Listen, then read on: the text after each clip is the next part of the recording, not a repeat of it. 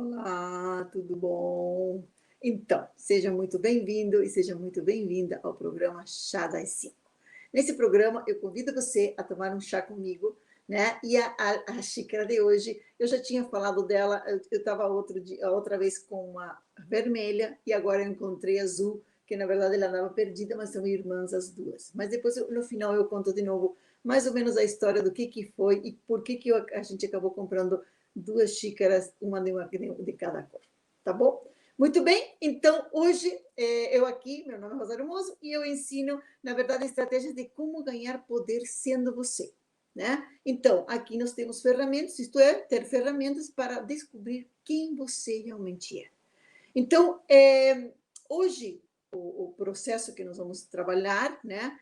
A pergunta é: nunca trabalhei com régua ou desenho algum, muito menos com precisão. Eu vou conseguir fazer isto, né? Então, está perguntando, né, essa questão da precisão, e se quando nunca trabalhou com régua, nunca trabalhou com esquadros, nunca fez nada nisso, né? E às vezes é possível realmente que muitas pessoas nunca tenham pego uma caneta, uma régua, né? E às vezes aquilo acaba sendo um monstro, né? Então nós vamos falar hoje sobre isso. Mas também nós vamos falar hoje sobre uma das leis, que é a lei do ritmo, né? É uma das 7 leis, e é uma das leis que a gente não consegue diminuir o ritmo, né? Não consegue eliminar esse ritmo, por mais que a gente queira, tá? Ela vai estar sempre presente, mas a gente vai ver como é que ela funciona e como é que funciona realmente essa lei. Então, vamos lá para falar hoje sobre todo esse processo, mas antes disso, deixa anunciar, né, de que nós estamos abrindo uma nova temporada, já saiu, nós estamos na semana da autoterapia e a primeira aula já saiu. Então, se você quer saber e quer aprender como fazer as aulas, como você vai começar a criar as tuas mandalas e começar a trabalhar com você mesmo, corre lá, ainda dá tempo de se inscrever, tá? Em todos os canais você ainda consegue se inscrever, ainda saiu só a primeira aula, amanhã que vai sair a segunda aula, então ainda dá tempo de você realmente se inscrever. Toda essa semana você vai ter para você poder olhar a aula quantas vezes você quiser, perguntar tudo que você precisar perguntar, né? Fazer todo o processo que se precisa para que as coisas comecem a funcionar e fiquem bem. Muito bem? Então, vamos lá para o nosso tema, que é, né, a nossa pergunta, que é: se eu nunca trabalhei com régua, com desenho, e não fiz nunca desenho algum, e nunca trabalhei com desenho de precisão, eu consigo fazer? Consegue sim, tá? Porque é tudo um método, nós vamos passo a passo. Então, o que eu vejo com essa questão aqui? Quando você chega a perguntar uma coisa dessas, é porque, de alguma maneira, isso está tocando em você, né? Se isso está, é teu ser que está chamando de alguma forma e dizendo: vamos ver, vamos olhar isso, né? Eu nunca fiz nada disso, mas será que não é um desafio? Será que não é algo que vai fazer com que tua mente comece a trabalhar de outra maneira? Eu tenho uma maneira de agir, né, em várias situações da minha vida, que quando tem uma situação que, por exemplo, eu não consigo resolver, certo? E que por mais que eu faça ações, eu não consigo resolver.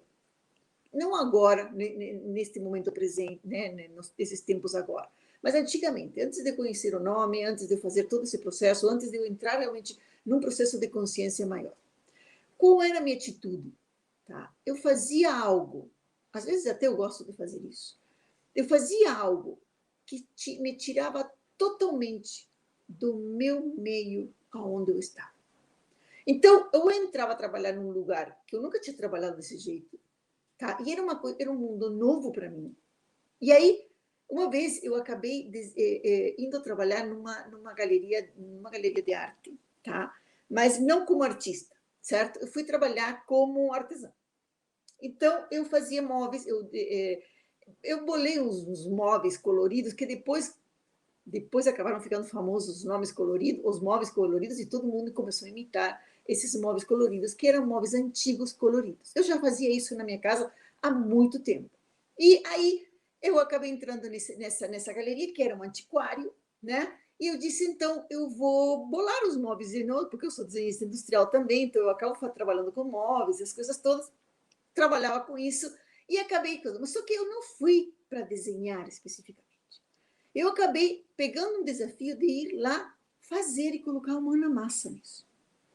E era muito engraçado, porque as pessoas diziam, que estranho, Rosário, você consegue fazer isso, mas a tua mão não é de quem trabalha com lixa, com quem trabalha com coisas assim, né? Então, mas aquele mundo, para mim, era um mundo que estava fora do meu mundo. As pessoas que eu encontrava não tinham nada a ver com o meu mundo, com o mundo que eu estava acostumada a trabalhar, ou a lidar, né? Então, o que acontecia com tudo isso? Quando eu fui trabalhar com isso, isto acabou me tirando, foi como que eu esqueci de mim, eu esqueci dos problemas que eu tinha naquele momento. E eu fui fazer uma coisa totalmente diferente.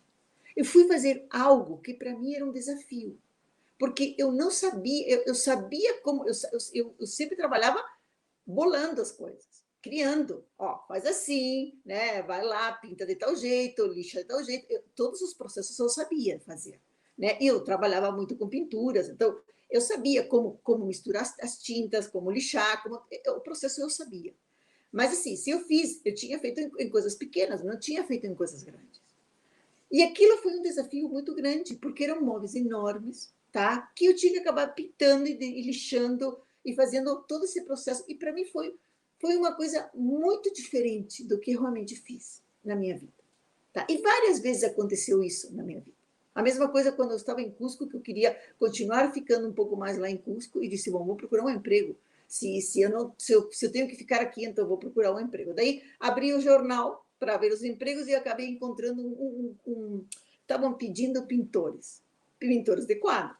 Eu disse, uau, nunca vi, né? Você no jornal pedir um pintor de quadros. Eu disse, eu achei o máximo aquilo. Então eu disse, então eu vou lá.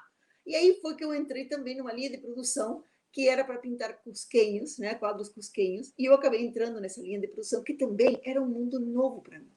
Eu nunca tinha estrado, e aí foi uma experiência muito interessante em Cusco, porque eu vivi com as pessoas de lá, como é que elas agiam, como é que elas estavam. Eu saí do processo turístico de Cusco e eu acabei entrando no universo realmente das pessoas que moram lá. Né? Então foi muito interessante, porque acabei.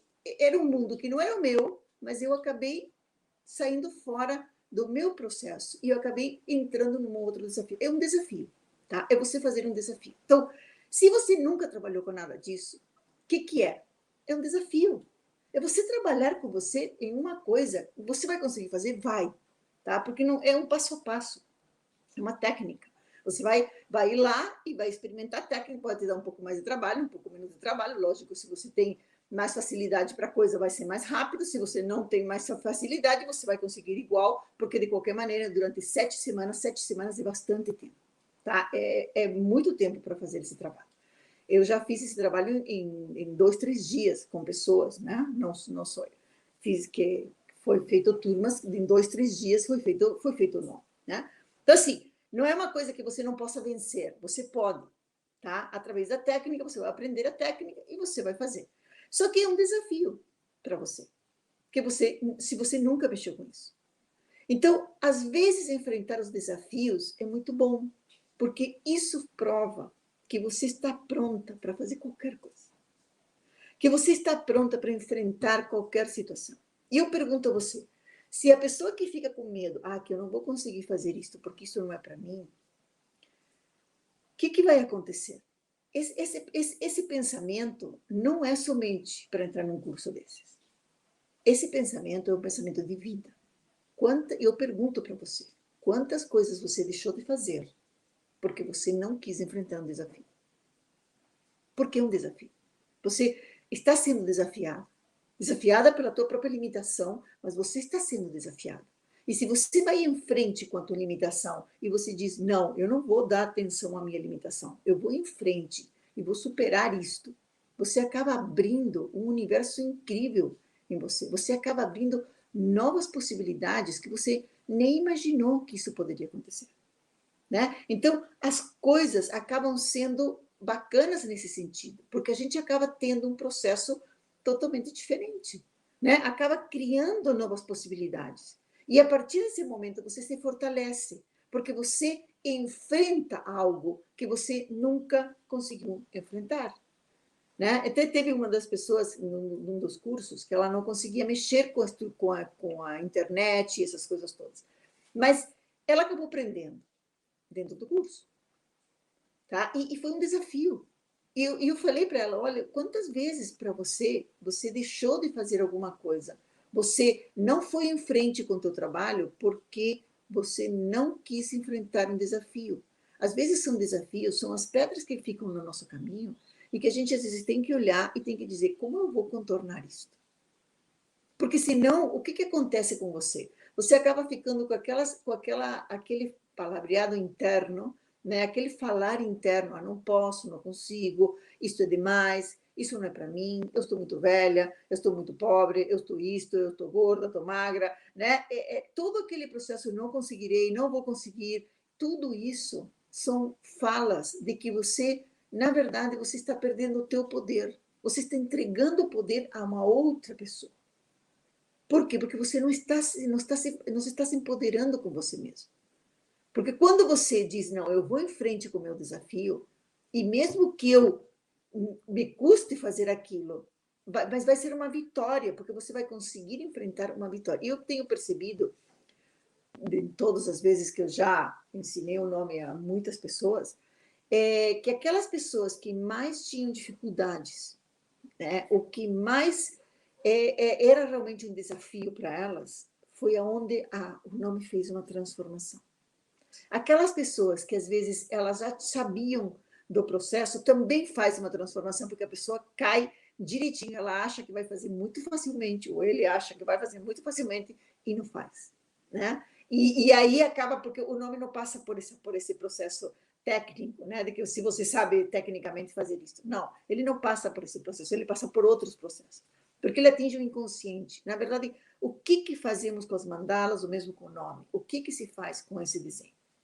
Trabalhando com as cores e com o desenho. A gente atinge nosso inconsciente. É uma maneira de entrar em contato com o nosso inconsciente. Existem outras maneiras de entrar em contato com o inconsciente. Esta é uma maneira de você entrar em contato com o teu inconsciente.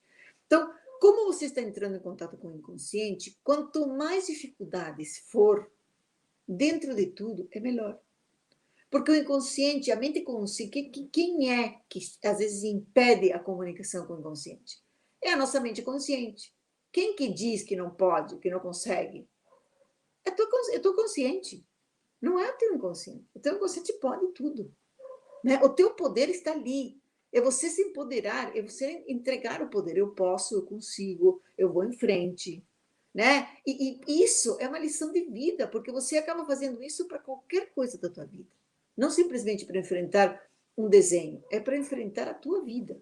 Né? Então, é uma postura realmente, um posicionamento, é acreditar em você. É saber em quem que você não está confiando? Em você.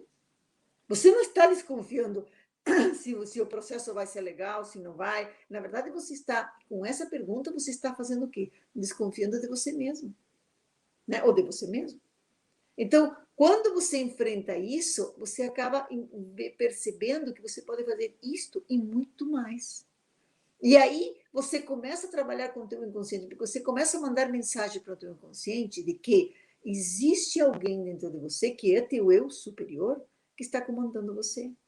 Senão você sempre deixa que o outro comande você. Porque se você tem medo, de ir em frente com alguma coisa, né? De enfrentar um desafio, que às vezes podem ser pedras pequenas ou pedras grandes, o que acontece se você fica com medo de enfrentar um desafio? Você vai ter que ter alguém do teu lado para enfrentar junto com você os desafios. Não tem como. Então, a partir do momento que você começa a enfrentar os desafios de uma maneira diferente, né? E que você começa a se empoderar e dizer, não, eu posso, eu consigo, eu vou em frente com o meu trabalho. Tá? Você começa a abrir um outro processo dentro de você. E aí você começa a se empoderar. Porque o que acontece com as pessoas? As pessoas começam, muitas vezes na vida, entregam o seu poder para outra pessoa. Entrega o seu poder para uma outra pessoa, entrega o seu poder para para, para o trabalho, entrega seu poder para qualquer um. Quando a pessoa não consegue fazer por ela mesma as situações, ela acaba entregando seu poder para outra pessoa. E aí você fica sem poder, você fica se desvalorizando totalmente. E isso não leva você a nada, ao contrário, leva você ao quê?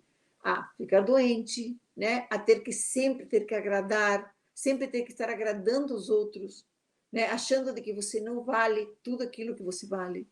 Então, este trabalho é justamente para você descobrir o teu poder. É para você enfrentar o teu poder. É para você descobrir quem é você. Analisar, ir em busca, né, de quem é tua mãe, quem é teu pai, o que você recebeu, o que é teu, o que você vai ter melhor, quais são as tuas qualidades e quais são os teus defeitos. E aí, quando você percebe que um problema não é um problema simplesmente é algo que está desafiando você. É algo que você pode ir em frente, ele incita você à ação, e não ao contrário. Nós nos paralisamos quando a gente tem um conflito. Quando a gente tem um conflito, sim, a gente se paralisa. Porque o conflito é um processo realmente de um problema interno ou algo que está bloqueando nossa emoção de uma maneira muito grande, e um conflito realmente ele bloqueia a nossa ação. Quando a gente está num conflito, o que nós temos que saber como desmanchar um conflito? A gente vai ter que buscar a causa raiz, desmanchar essa causa para continuar em frente e continuar com a ação. Então, muitas vezes, um problema, uma situação, uma incomodidade, né, ou algo que você tem que enfrentar, não é algo que você vai ficar paralisado e não vai poder fazer. Ao contrário, né, são oportunidades que a vida te coloca para você desafiar, para você ir em frente, para você tomar uma ação, para você buscar aquelas situações que podem fazer com que você possa superar isso. Então, esse processo acaba acontecendo com isso. Aqui, nós temos vários desafios que a gente tem que enfrentar com o nome. Um deles é esse, se você não sabe desenhar. Mas, ou nunca pegou numa caneta, uma régua, um lápis, né? Isso é um desafio. Outro desafio é você buscar o teu espaço, porque você vai ter que desenhar em algum espaço. Você não vai poder desenhar em qualquer lugar, você vai ter que desenhar em algum espaço, ou mesmo que você desenhe em qualquer lugar, que desenhe na mesa da cozinha, né, ou algum lugar assim, mas você vai ter que fazer, de qualquer maneira, um espaço para você dizer, bom, de tal e tal hora eu vou trabalhar na mesa da cozinha. Você não vai poder trabalhar na mesa da cozinha ao meio-dia, por exemplo. Né? Então, você vai ter que fazer um espaço de tempo, de horário, como você vai trabalhar e como você vai administrar isso. Tá? Mas tudo isso faz com que você crie rotinas, você cria hábitos diferentes, e você começa a criar hábitos mais positivos, de você, às vezes, modificar um montão de hábitos dentro de você, que vão poder ajudar também você no dia a dia, para você poder se organizar de uma maneira diferente. Então, eu vejo que isso, na verdade, acaba sendo mais um processo de valorização e de confiança do que outra coisa. Vai ajudar você no processo, nesse processo, e que vai ser muito positivo. Né? Muito bem. Bom, a outra parte que eu queria falar hoje é justamente sobre a lei do ritmo. O que quer dizer a lei do ritmo e o que é? Então, o ritmo é... Deixa eu ler bem certinho aqui, peraí. A lei do ritmo é: tudo avança e retrocede, e tudo sobe e tudo desce. O que é a lei do ritmo? A lei do ritmo é isto. Lembra essas ondas que se fazem? Que sobe e desce, sobe e desce. Você não consegue eliminar essa onda, porque é uma lei, um ritmo que existe em todo o planeta, em toda a natureza, existe este ritmo, e é um ritmo que você não consegue superá-lo e nem passá-lo. Muito bem, como você não consegue superar nem passar, você vai ter que ir em frente com ele. Você vai ter que vencer ele de alguma maneira. Como você vai vencer a lei do ritmo? Equilibrando as duas forças. É aquela coisa, se eu estou rindo demais, eu estou fazendo o quê? Estou indo num ritmo muito alto, né? Estou indo numa vibração muito alta. E daqui a pouco eu estou chorando lá embaixo. E daí, no outro dia, eu estou chorando totalmente. que acontece com isso? Quem que está trabalhando com a lei do ritmo? Quando a pessoa bipolar é uma pessoa que tem a lei do ritmo toda desregulada. Não consegue regular a sua situação, porque, de alguma maneira ou de outra, acaba tendo altos e baixos, altos e baixos, altos e baixos. Como você vence isso? Tentando o equilíbrio. Tentando não estar nem tão lá em cima, nem tão lá embaixo. Nem estar tão contente e nem estar tão triste. É conseguir que tua vida comece a ficar em equilíbrio. Aí você vai me dizer, mas aí é um tédio. Eu vou ter que ficar em equilíbrio todo o tempo. Não vou ter... Vai ser um tédio. Né? Se você não tem emoções, se você não vive com emoções, como é que você faz? Não é que você não vive com emoções. Você sente as emoções, você vive as emoções, mas elas não alteram mais você. Você está contente e você não passa mais daquele estado de que está super contente num dia, está super triste no outro. Não, você começa a estar... Você não se altera mais. O teu humor já não depende mais das coisas externas. A tua vida já não depende mais de que você está contente porque aconteceu alguma coisa importante lá fora. Não, você está contente porque você está vivo. Você está contente porque você é quem você é. E não precisa mais da aprovação dos outros. Então, começa aí a questão de não se sentir mais culpado, né? De por ter feito alguma coisa. Às vezes a gente se culpa, se castiga por determinadas coisas, né? E a grande humanidade está nessa coisa, né? Eu não vou fazer isto, não vou dizer isto, porque senão eu vou me sentir culpada, né? Ou eu vou ter que fazer determinadas coisas porque eu vou me sentir culpada se eu não fizer. O que acontece com essas pessoas? Elas estão tão olhando lá fora as coisas que tudo incomoda lá fora. Então, é a crítica, se vem uma crítica, você se desestrutura, né? Se vem um elogio, você fica tão contente que parece que... Só que nada disso vai fazer com que você tenha mais sucesso, mais saúde, menos saúde. Não vai fazer. Porque isso não traz o reconhecimento. O único reconhecimento que a gente traz é realmente quando a gente reconhece. Quando nós reconhecemos quem nós somos. Quando nós aceitamos a como somos nós, né? E aceitamos do jeito que a gente é. A partir desse momento, esse reconhecimento é teu. E principalmente quando vem críticas, por exemplo, do outro lado, de fora, são as críticas que você mesmo está fazendo a você. Não são críticas que vêm de fora, são críticas tuas.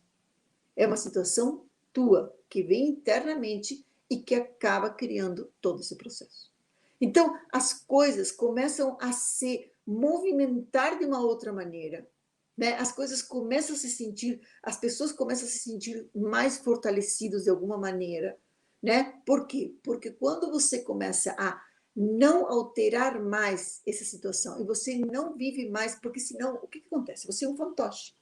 Simplesmente, se já conhecem pessoas e de repente você que está escutando isso, pode estar sentindo isso mesmo, né? De que você já não é mais dono de tua vida.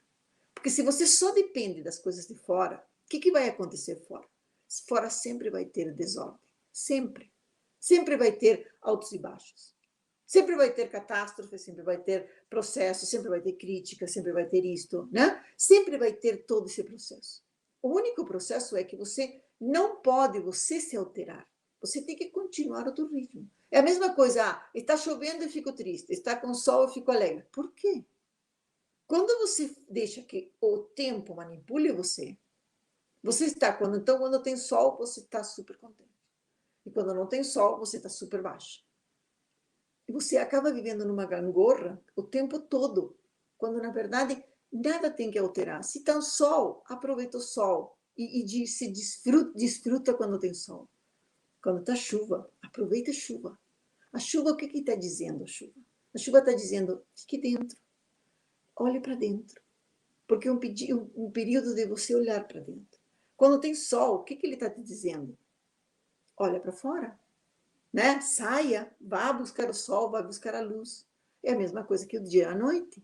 Nós precisamos desse balance. É um balance, entendeu? Percebeu que é um balance? O ritmo, a lei do ritmo, é um balance, é uma onda.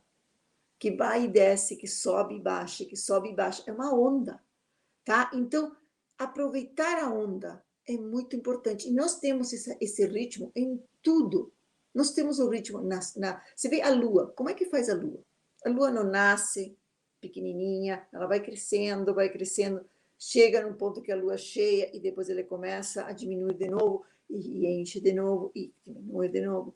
O que ela está fazendo? Ela está fazendo a lei do ritmo. Tudo tem um ritmo na natureza. Tudo. Nós vivemos dentro da lei do ritmo. Nós estamos, tem o dia e tem a noite. Como acontece o dia e a noite? É abrupto? Você amanheceu e pum, a noite saiu e depois chegou o dia. Não. Como é que faz o dia e a noite? Ele tem um ritmo. Ele começa amanhecendo, né? Ou vai de noite, vai amanhecendo, aí começa, sai o sol ao meio-dia, que nós estamos no maior, e aí depois vai descendo de novo, e vai, né? Então vai escurecendo, e vai depois clareando, e é um processo, é um ritmo. Então, nós já vivemos num ritmo. A gente, por mais que a gente não queira, a gente já vive dentro da lei do ritmo. Ela existe para colocar ordem no nosso mundo. Então, se a natureza está nos dizendo isso, por que a gente não coloca ordem na nossa vida? Por que a gente não entra dentro da lei do ritmo e entra num ritmo, aproveitando quando você está lá na maré alta, aproveita e vai em frente. Por exemplo, agora, por que eu estou fazendo a semana da autoterapia? E nós estamos justamente liberando o passado e conseguindo os novos objetivos. Por quê? Porque justamente por causa dessa lei do ritmo. Porque a lei do ritmo está dizendo o quê? O que acontece no começo do ano? O começo do ano é justamente para a gente... Muita gente no planeta tem novos objetivos. E começa, cada ano, você se renova os objetivos. Então, existem muitas pessoas que estão nessa situação, que elas estão querendo realmente evoluir, né? Que estão querendo realmente buscar os seus novos projetos. Estão tendo a esperança, na verdade, é uma onda de esperança. Estão tendo a esperança de conquistar novos processos no ano que está entrando. Então, você pega a onda. Você está pegando a onda. Em vez de você estar lá embaixo, você já está lá em cima. Então, aproveita a onda, que ele vai te ajudar a você ir em frente com aquilo que você quer. Então, por isso que a gente acaba construindo os objetivos no começo do ano. É uma maneira de você começar o ano com uma nova proposta, com uma nova esperança, ir em frente com algo novo, né? Trazendo uma esperança para o próximo ano. Porque a gente não pode não viver com a esperança. A esperança é a chama da vida. Quando a gente deixa de ter esperança, a esperança é um pilar, tá? É o pilar da esperança. Quando a gente deixa de ter esperança, a gente morre. Quando você não tem mais nenhum projeto, não tem mais nenhuma esperança de nada, é como que a tua vida fica tudo preto e branco. Você começa a não encontrar mais nada, começa a não ter mais nenhuma maneira, nenhuma proposta de por que viver, né? Acaba sendo uma coisa triste, acaba sendo algo que não contribui para você, tá? Então, isto é a lei do ritmo. A lei do ritmo é uma lei muito interessante. Você conhecê-la é muito importante, porque aí você vai começar conscientemente. Quando você faz uma coisa conscientemente, as coisas se modificam totalmente. Quando a gente começa a fazer coisas conscientes, é diferente do que fazer uma coisa que você pode estar fazendo a mesma coisa, mas não tem consciência. Quando você coloca consciência numa determinada história, você começa a criar, você começa a ajudar as pessoas que estão em volta de você através da vibração. Que é uma outra lei que a gente já falou ontem, né? Então, quando a gente começa a fazer isso, a gente começa a criar um novo ritmo, começa a criar uma nova proposta para o dia que está vindo e para as coisas que estão acontecendo na nossa vida. Né? Então, essa é a lei do ritmo. Tem também na internet, é do Caiba Leão, né? Que você pode, são as leis herméticas. Se você gostou dessa lei, se você acha que essa lei pode contribuir alguma coisa na tua vida, vai lá buscar. sabe? Tem muitos livros que te explicam essas leis e que são bacanas, porque você começa, foi o que eu sempre disse, que você começa a abrir novas possibilidades. Quando você conhece as leis, que elas existem e que você não pode mudá-las, que você não pode modificá-las, a única coisa que você pode fazer é aceitá-las e entrar, acrescentá-las na tua vida. Porque na hora que você acrescenta elas na tua vida, você convida a natureza para estar junto com você. É como se dissesse, eu aceito a terra, eu aceito viver aqui na terra, eu agradeço o estar aqui na terra. Aí as coisas é como que se abrem. Quando você fica em revolta, não, mas eu gostaria que fosse assim, eu gostaria que fosse do outro jeito, as coisas começam a acontecer de outra maneira. Muito bem, então, deixa eu ver se tem mais alguma coisa que poderia falar. Enfrentar, acreditar em você. Então, acho que é isso mesmo que eu tinha que falar hoje sobre os temas de hoje. E vou falar, então, um pouquinho desta xícara, né? Que, na verdade, eu já tinha contado mais ou menos uma história, né? Já tinha falado de que nós tínhamos comprado essa xícara em Barcelona. Mas eu não comprei ela junta, eu comprei separada, porque eu primeiro comprei uma, que foi a vermelha, e depois, no outro dia, porque a gente acabou ficando num lugar, era em Barcelona, né, perto da Sagrada Família. A gente ficou com um apartamento perto da Sagrada Família. A gente ficou quase mais um mês lá. E aí o que aconteceu? A gente ia passear lá. O metrô, dos metrôs que ficavam perto, uma das entradas do metrô que ficavam perto para a gente ir para outros lugares, era ali, era um dos pontos, era ali. Então a gente acabava, tinha um ponto mais perto do apartamento onde a gente estava, mas também esse ali não era o segundo ponto, no caso. E a gente às vezes ia até ali, primeiro porque a gente via todo o ambiente da Sagrada Família, que tem muita gente de tudo quanto é lado, né? Era divertido dentro de tudo, e também a gente acabava caminhando um pouco e acabava sendo bacana. Então a gente pegava o metrô ali várias vezes, nessa estação, que é a Estação Sagrada Família. E ali em volta tem muitas lojas, né? Tem muitas lojinhas, e que trabalham muita coisa inspirando no processo de Gaudí, né? Então, eles trazem um artesanato muito legal. E a gente encontrou essas xícaras que eu achei muito legal, que eu tinha gostado delas, né? E disse, então deixa eu comprar uma outra que fica azul, e daí ficam duas xícaras iguais e acaba sendo bacana. Nesse dia que a gente acabou comprando essas xícaras, aí a gente acabou entrando de novo na Sagrada Família, porque nessa viagem a gente entrou muitas vezes na Sagrada Família. Era como que a gente precisava absorver todo o conhecimento que tinha ali. Mas não, às vezes, porque uma das vezes que a gente entrou com os audífonos, né, que te falam tudo como acontece, mas eu sempre que eu vou visitar um lugar que eu gosto, ou que tem algum processo que eu gosto de alguma maneira, eu gosto muito do trabalho do Gaudí, eu acho o trabalho do Gaudí incrível, tá?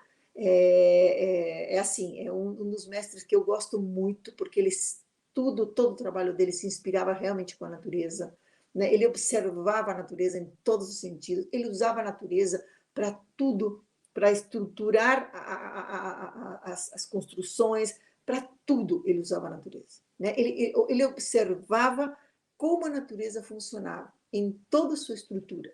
Isso é incrível. Então, o que aconteceu? Eu gosto de, primeiro, escutar, né, o que os guias têm para falar, né, toda a história realmente que estão te contando. Mas depois eu gosto também de perceber o que eu sinto daquilo, que é um outro processo. Às vezes o que eu sinto não é a mesma coisa que estão falando, né? E às vezes o que estão falando não é sempre a verdade. Às vezes não é. Às vezes é e às vezes não é. Às vezes é uma história que eles contaram, mas não é realmente a verdade das histórias. Então, nós entramos várias vezes e acabamos entrando na Sagrada Família para observar o que acontecia ali, né? O que era. E uma das coisas que eu percebi que eram incríveis, né? A Sagrada Família é toda cinza, toda de concreto dentro. Não tem muitas cores, não tem nenhuma cor, aliás, tá? As cores que ela tem são todos os vitrais. Então, quando você entra num dia de sol na Sagrada Família, é incrível, porque ficam os vermelhos, os azuis, os laranjas, os verdes, sabe? É incrível. As colunas, que são de concreto, elas ficam coloridas.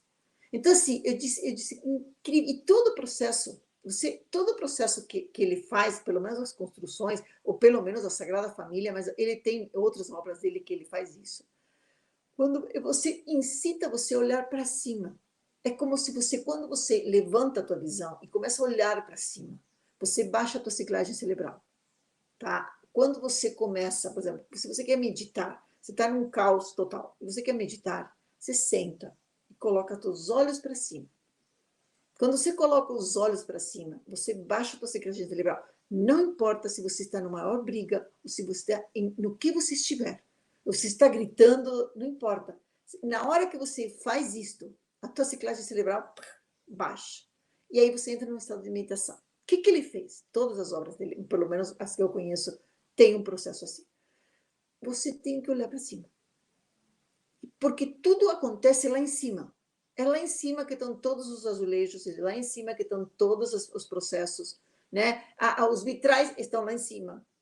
Se você olhar para baixo, o piso não tem nada, não tem um detalhe. O piso é simplesmente um chão batido, tranquilo.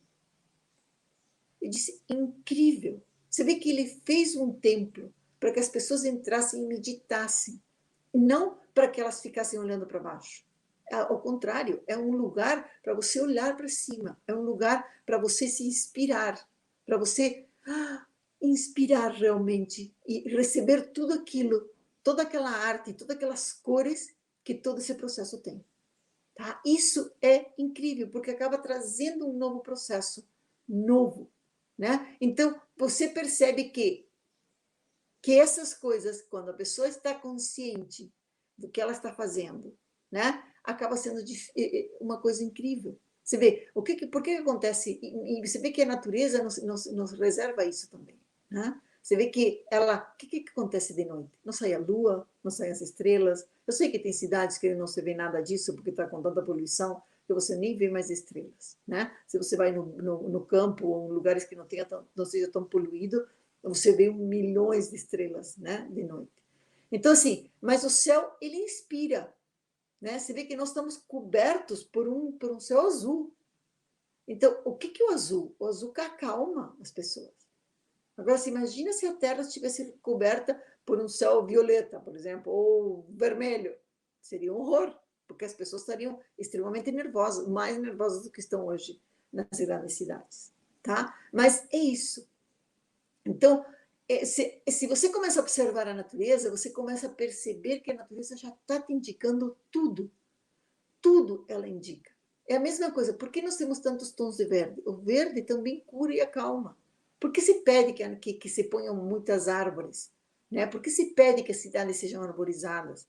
Por que se pede para não desmatar? Porque o desmatamento não é somente pelo oxigênio que ele traz, né? É também por causa da nossa visão, né? O que nós olhamos, isso também influencia. Se você olha todos os tons de verde que tem, o verde cura.